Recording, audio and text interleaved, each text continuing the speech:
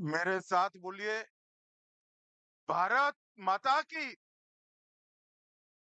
क्यों भाई, बोडोलैंड तक आवाज जानी चाहिए। जरा दोनों हाथ उठाकर बोलिए, भारत माता की। मंच पर उपस्थित असम के सम्माननीय मुख्यमंत्री, जिनके नेतृत्व में असम ने विकास की तेज रफ्तार पकड़ी है, ऐसे डॉक्टर हेमंत विश्व शर्मा जी,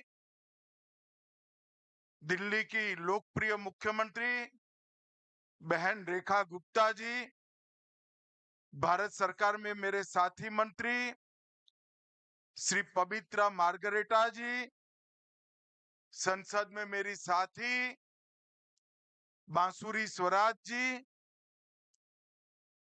सीमान ब्रह्मा जी, मंत्री असम सरकार, ये रोड और प्रतिमा के लिए जिसका सबसे बड़ा योगदान है, ऐसे मेरे मित्र और बोडोलैंड के सीएम प्रमोद बोरो जी, दिल्ली के महापौर राजा इकबाल सिंह जी, मंच पर उपस्थित सभी महानुभाव,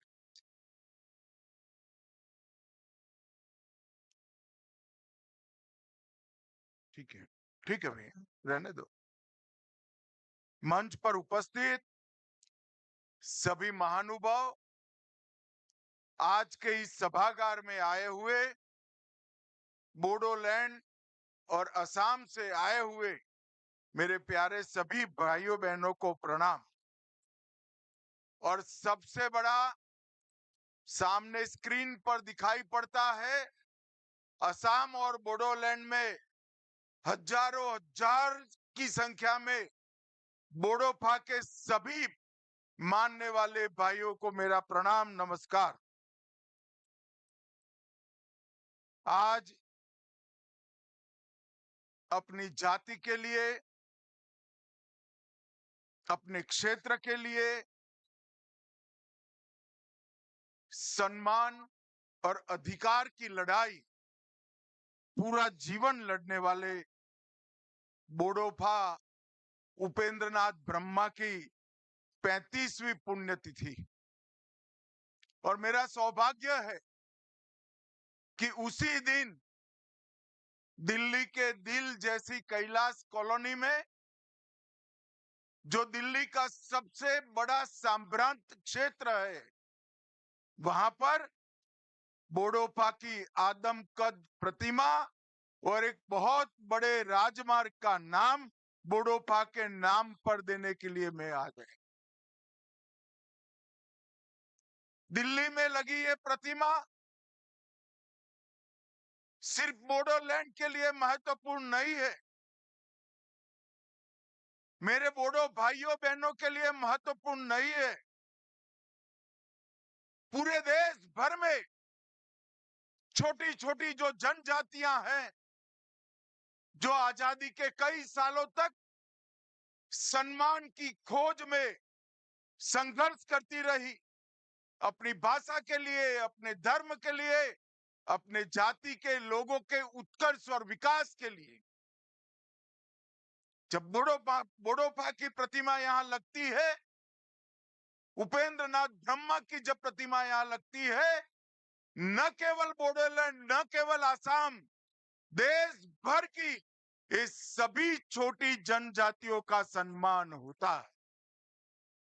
और आज इनकी 35वीं पुण्यतिथि पर देश के महान दूरदर्शी पुत्र बोडोफा उपेंद्रनाथ ब्रह्मा जी को मैं प्रणाम कर कर मेरी बात की शुरुआत करूं।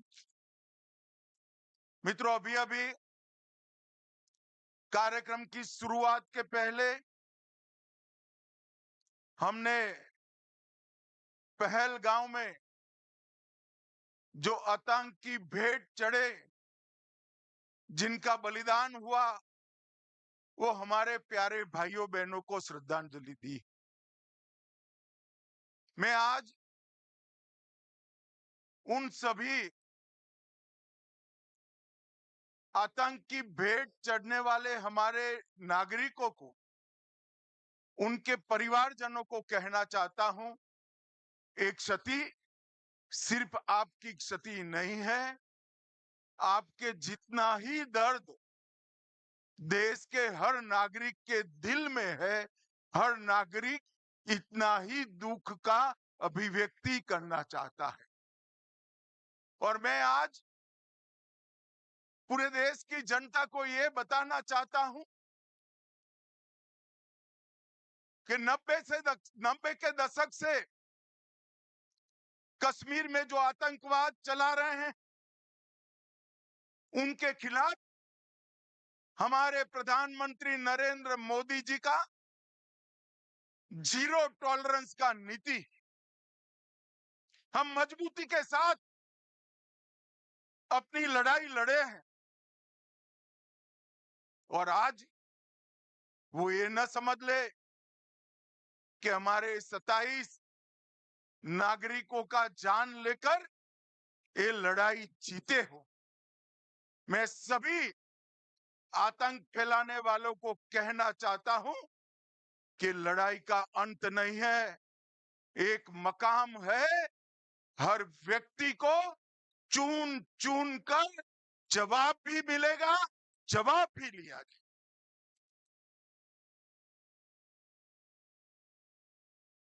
नरेंद्र मोदी जी के नेतृत्व में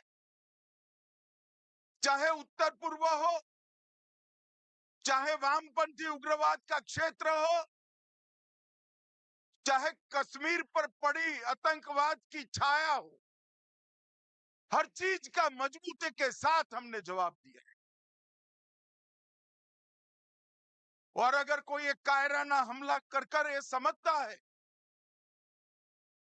कि हमारी बड़ी जीत है, तो एक बात मन से समझ लीजिए, ये नरेंद्र मोदी सरकार है, किसी को बख्शा नहीं जाएगा, किसी को बख्शा नहीं।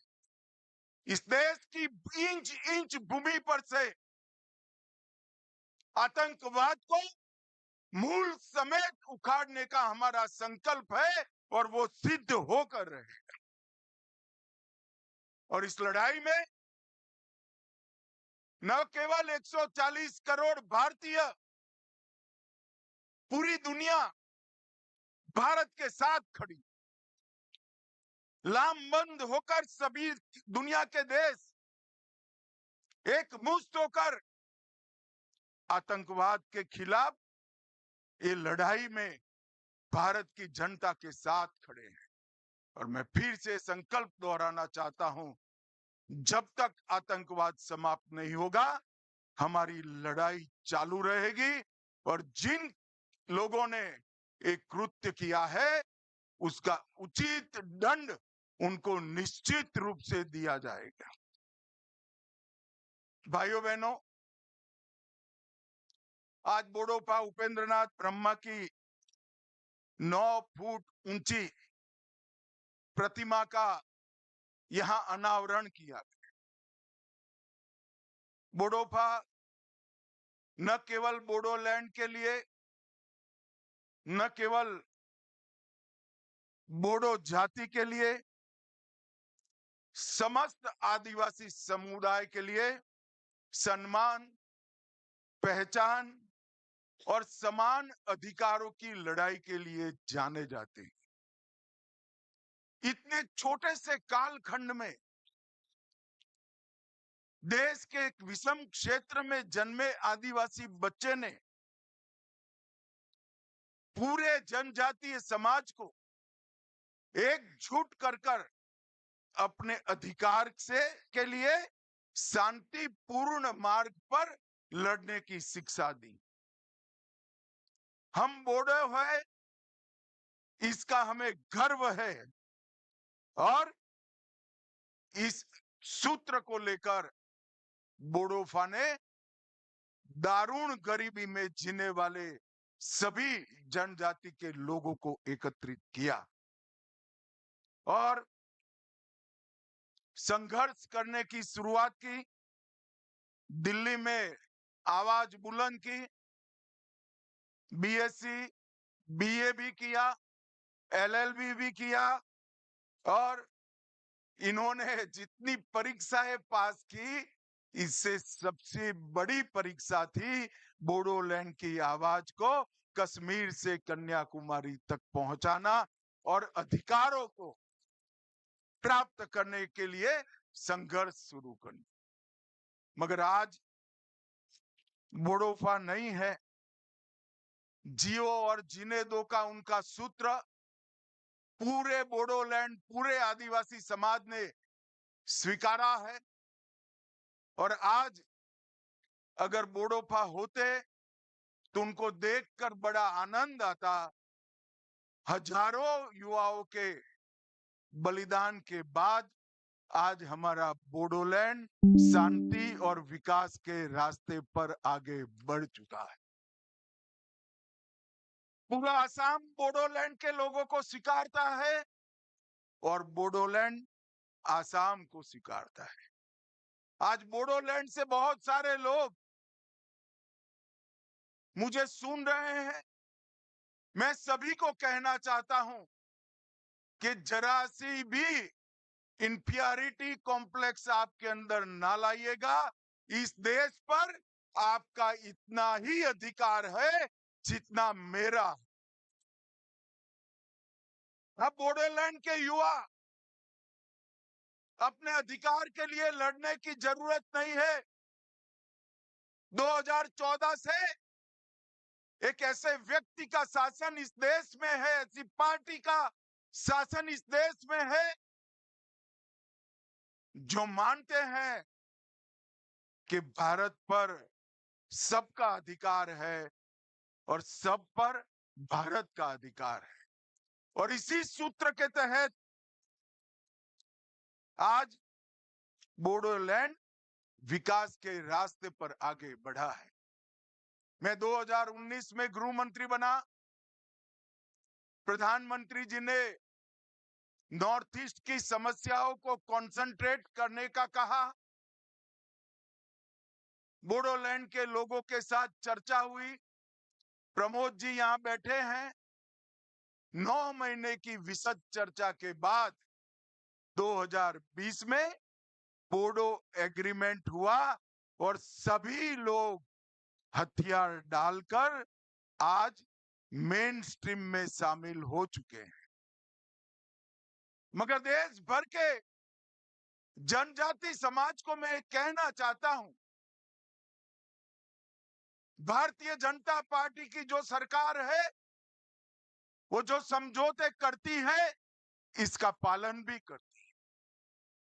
भूतकाल में कई ऐसे समझौते हुए जिसका पालन भी आज हम कर रहे हैं।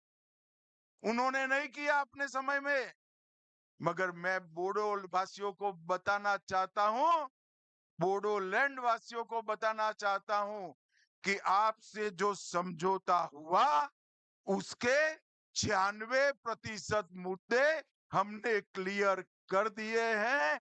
और हेमंत जी यहां बैठे हैं।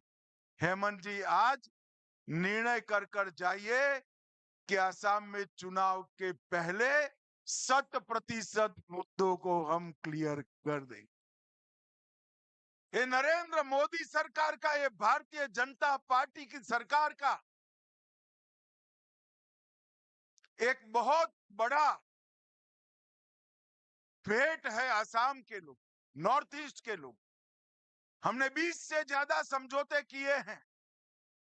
नॉर्थ ईस्ट में हमारे कॉल पर 10,000 से ज्यादा लोग हथियार छोड़कर मेन स्ट्रीम में आए और ये 20 से ज्यादा समझौतों की एवरेज निकाले तो 78% बातों की पूर्ति ये 3-4 साल में भारतीय जनता पार्टी की मोदी सरकार ने कर दी।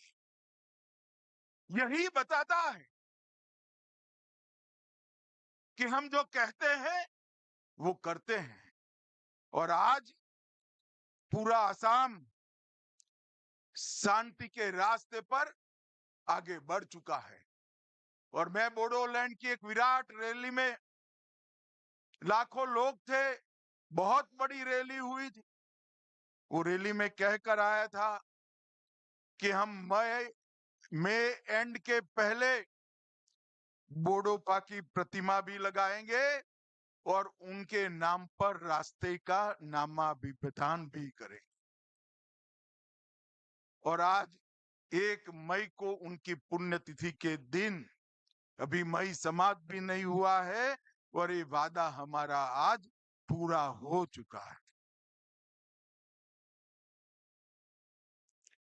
जिस दिल्ली के बोट क्लब पर बोडोपा ने बहुत बड़ी रैली कर बोडोलैंड के मुद्दों से पूरे देश को झकझोरने का काम किया था। 1987 की ऐतिहासिक जज फील्ड रैली और जिला स्तरीय सामूहिक रैलियों के माध्यम से जो जागृति लाई, आज वो उसका उद्देश्य पार कर चुकी है। बोडोपा के विचार, उनके लक्ष्यों की प्राप्ति के लिए अब बोडो युवाओं को संघर्ष करने की जरूरत नहीं है, मगर फिर भी आज मैं बोडोलैंड के युवाओं का आह्वान करना चाहता हूं कि आप सब जियो और जीने दो के सूत्र को, बाथो धर्म की, ब्रह्म धर्म की मूल कल्पना को आगे बढ़ाइए और आसाम के विकास के लिए अपना योगदान दीजिए। आज आसाम पूरे देश भर में औद्योगिक निवेश के लिए एक प्रकार से आकर्षक केंद्र बना है। जिस आसाम से स्वास्थ्य लाभ के लिए, हेल्थ की सेवाओं के लिए दिल्ली, मुंबई, चेन्नई, कलकत्ता जाना पड़ता था, आज बंगाल के लोग हेल्थ की सुविधाओं के लिए आसाम आ रहे हैं। आसाम में इतना विकास हो, ढेर सारी इंडस्ट्रीज आसाम के अंदर विकसित हो रही, और ये विकास का संदेश न केवल आसाम, पूरे नॉर्थ ईस्ट के अंदर जा रहा है। आज मैं नॉर्थ ईस्ट के लोगों को भी कहना चाहता हूं, हमारे नॉर्थ ईस्ट में 220 से अधिक जातीय समूह है, 160 से ज्यादा जनजातियां हैं, 200 से ज्यादा भाषाएं और बोलियां हैं, 50 से ज्यादा यूनिक त्योहार है, 30 से ज्यादा पारंपरिक नृत्य की शैलियां हैं और 100 से ज्यादा स्वादिष्ट व्यंजन भी वहां बने हैं और 70 से ज्यादा हैंडीक्राफ्ट भी है। और आसाम और नॉर्थ ईस्ट का साहित्य जिनको परिचय है, वो सभी लोग मानते हैं कि नॉर्थ ईस्ट की संस्कृति, आसाम की संस्कृति सिर्फ नॉर्थ ईस्ट और आसाम के लिए महत्वपूर्ण नहीं है, भारत की संस्कृति का सबसे अनमोल गहना हमारी नॉर्थ ईस्ट की ट्राइबल संस्कृति, और इसको आज बाथो बोराई के आशीर्वाद से देश भर में हम प्रसारित और प्रचारित करने का काम कर रहे हैं। 2020 के बोडो समझौते के बाद 21 में कार्बी समझौता हुआ, 22 में आदिवासी समूहों का समझौता हुआ, 22 में मेघालय असम अंतरराज्यीय सीमा समझौता हुआ, 23 में असम अरुणाचल समझौता हुआ, 23 में असम डीएनएलए समझौता हुआ और 23 में उल्फा समझौता हुआ। 10,600 से ज्यादा युवा हथियार डालकर आज कोई पंचायत का सदस्य बना है, कोई सरपंच बना है, कोई जिला पंचायत का सदस्य बना है, कोई अपने ट्राइबल समिति का सीएम बना है। ये सारे लोग आज मेन स्ट्रीम में आए हैं और मैं मानता हूं कि 10,500 से ज्यादा जो लोग मेन स्ट्रीम में आए हैं वो देश की ताकत बढ़ाता है। मोदी जी ने आसाम और नॉर्थ ईस्ट के विकास के लिए ढेर सारे काम करे हैं। मोदी जी एकमात्र ऐसे प्रधानमंत्री है जो प्रधानमंत्री बनने के बाद 50 से ज्यादा बार नॉर्थ ईस्ट जाने का रिकॉर्ड अगर किसी ने बनाया है तो हमारे मोदी जी। बोडोलैंड जैसे दुर्गम क्षेत्रों में भी मोदी जी 4-4 बार गए। ये बताता है कि छोटी छोटी जनजातियों को मिलकर बना हुआ हमारा नॉर्थ ईस्ट देश का बहुत बड़ा महत्वपूर्ण अंग है। और मैं आज नॉर्थ ईस्ट वालों को कहना चाहता हूं, आपकी संस्कृति भी अनमोल है और आपकी ताकत भी अनमोल है। पूरे नॉर्थ ईस्ट को अगर मिलाकर देखे तो उत्तर प्रदेश से बड़ा भूभाग हमारे नॉर्थ ईस्ट का है और सबसे ज्यादा वन संपदा कोई एक क्षेत्र में है तो नॉर्थ ईस्ट के लिए। नॉर्थ ईस्ट पूरे देश की ताकत बने और पूरे देश की ताकत नॉर्थ ईस्ट के विकास के लिए लगे, ये लक्ष्य लेकर मोदी सरकार चल रही है। आज बोडोफा उपेंद्र नाथ ब्रह्मा जी की पुण्यतिथि पर अपने 35 साल के छोटे से जीवन में जो उन्होंने जनजाति समूहों के लिए, बोडो समूह के लिए किया है, इसको श्रद्धांजलि देने के लिए एक 9 फुट की बड़ी प्रतिमा और एक मार्ग का नाम रखने का जो कार्यक्रम है, इसके लिए मैं बोडोलैंड और आसाम के सभी वासियों को बहुत बहुत बधाई और शुभकामनाएं देना चाहता हूं। और अंत में फिर से एक बार बोडोफा ने कहा था, संगठित होइए, संघर्ष करिए, शांति का मार्ग न छोड़िए और जियो और जीने दो के सूत्र पर चले, उसको हम पकड़ कर रखें। यही अभ्यर्थना। वंदे मातरम। भारत माता की जय।